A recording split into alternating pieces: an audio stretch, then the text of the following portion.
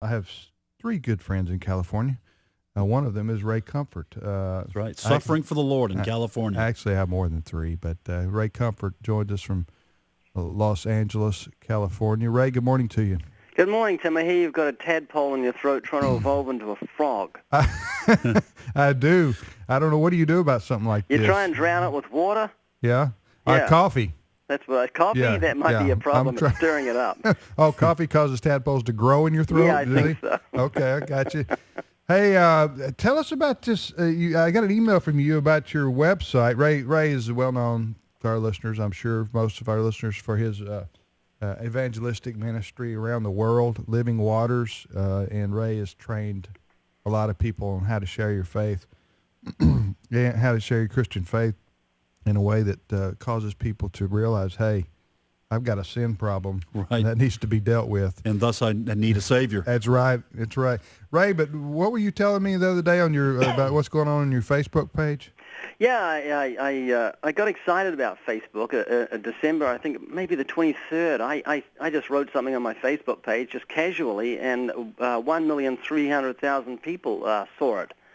And it just widened my eyes to see the evangelistic potential to reach the lost. So I began posting, 6 times a day, and it just exploded. It had 80,000 followers in a matter of 2 months, and most of them, hundreds, if not thousands, are atheists. Atheists kind of gravitate toward me. I don't know why. It's a love-hate relationship. I love them. They hate me. and it's just a wonderful opportunity, and I need help because, I've noticed on most Facebook pages people get 10, 15, 20 comments. I get 1,200 per post. And as I said, most of them are from atheists. And I need Christians to come in and help me because I can't get through that many comments and address their concerns.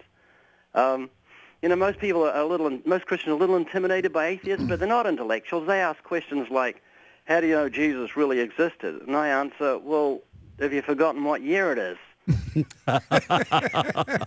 Isn't that the truth? We date ourselves by the birth of Christ. So you're telling me the atheists come to your website and they oftentimes bombard you with questions or comments, and you're saying you would like Christians to come alongside you and help you answer these questions. Is that what you're saying? Absolutely, but you've got those Christians. It's not for the faint-hearted. These are condescending, hate-filled, nasty, average atheists. So if you were baptized yesterday, don't go try to help Brother Ray. Well, that would be a sink or swim situation. But all you got to do is when you read a comment, wait for your anger to dissipate. Give it like 30 or 40 seconds because you don't want to come back in sarcasm and fuel their fire. I just say, good to have you here, Fred. I hope you have a great day. And it dissipates their anger, and they stay around. And every now and then, I continually put provocative posts up because I want to stir them up. I want to kick the nest because that causes a buzz and gives Christians the opportunity to share the gospel. And so most Christians can't get out and preach open air at a university, but you can wet your feet with this. If you're a stay-at-home mum, you can set aside 10, 15 minutes a day to jump on and engage an unsaved person with the gospel. If you're busy at work, during your lunch hour, you can jump on the Facebook page and you can witness front on, head-to-head with an atheist and get to know him and plead with him to get right with God. And we encourage people to listen to Hell's Best Kept Secret on livingwaters.com so they don't stay too long with the intellect. The intellect is the place of argument for an atheist or anyone.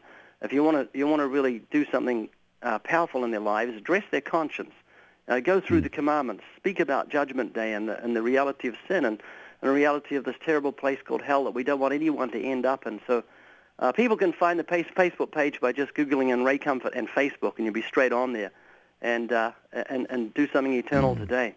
Well, Ray, this seems like almost like a God inspired opportunity here. I mean, it's just incredible to have an influx of 80,000 followers in the last 2 months, a weekly total reach of over 1 million people.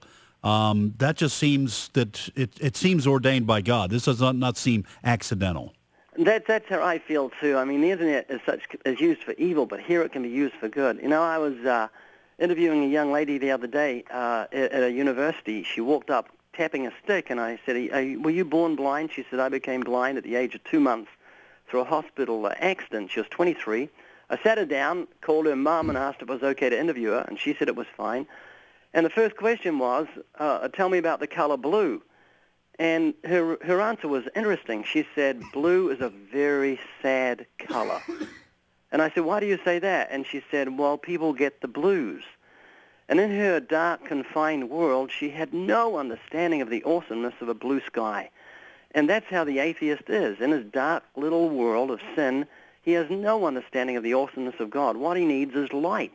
And that's what Christians can bring them. We can bring in the light of the glorious gospel that can open his understanding so he sees there's an eternity, there's a God, there's a day of judgment, there's a Savior, and gives us this opportunity to plead with people who are doing great damage to our country because they're very bitter, many of them. They've come under the modern gospel that says God will make you happy and fix your problems, and when God doesn't come and do what modern evangelism erroneously promises he'll do, they become disillusioned and throw out the baby with the bathwater and become very bitter. And so they need to hear the genuine gospel that God is holy and righteous and that we're enemies of God in our minds through wicked works. And every time we sin, we store up his wrath, and there's a day of judgment and a very real hell. But God is rich in mercy and has provided a Savior for them. So I'm pleading with Christians to come and help me. Okay. Ray Comfort on Facebook. Go help him. And as Ray said, we encourage you to, we admonish you to always be Christ-like when you engage these people online, because that's how you behave and the way you talk online is a reflection of all of us, in the Christian community. So we ask that you abide by Ray's admonitions there. And what did you say? Go watch something. What did you say before they? Go to listen to Hell's Best Kept Secret on livingwaters.com, and it'll tell you how to address the conscience as Jesus did.